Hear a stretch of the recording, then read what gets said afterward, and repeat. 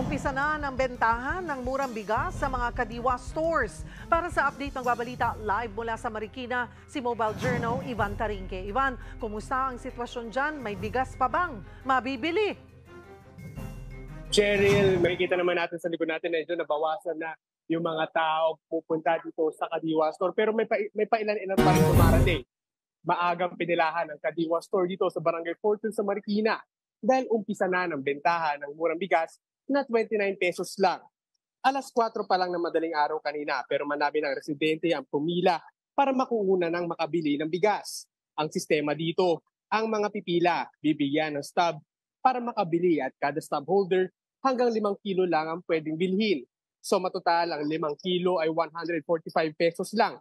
Murang di hamak kaysa sa palengke na 145 pesos ay baka 3 kilo lang ang abutin. Pagdating naman sa quality ng bigas, Cheryl, well-milled rice yung mga ibinibenta rito. Buo naman yung mga butil, wala namang masyadong bato. At huwag na nga lang mag-expect masyado dahil hindi ito yung singputi ng mga mamahaling klase ng bigas.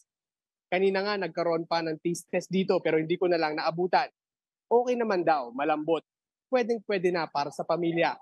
Kanina nga napansin natin yung mga ibang nag-zumba lang sana sa harap ng Kadiwa Store ay napa-time out para makipila. Paalala naman ng opisyal ng Department of Agriculture, hindi kailangan magkagulo sa pila. Kada araw kasi simula ngayong Biyernes, 100 kabang bigas ang i-deliver sa mga Kadiwa stores. Pero priority na mapagbilhan yung mga kapatid nating PWD, senior citizen, solo parents at mga miyembro ng 4Ps. Basta may dalang government ID ay i-accommodate sila. Share lang isa pa sa maganda sa Kadiwa Store, hindi lang po bigas ang mura dito. Mas mura rin kasi ang mga gulay at mga fresh produce kumpara pa rin sa palengke or groceries. Bukas ang Kadiwa Store dito hanggang 4 p.m.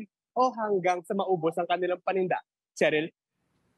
Maraming salamat, Mobile Journal Ivan Tarinque.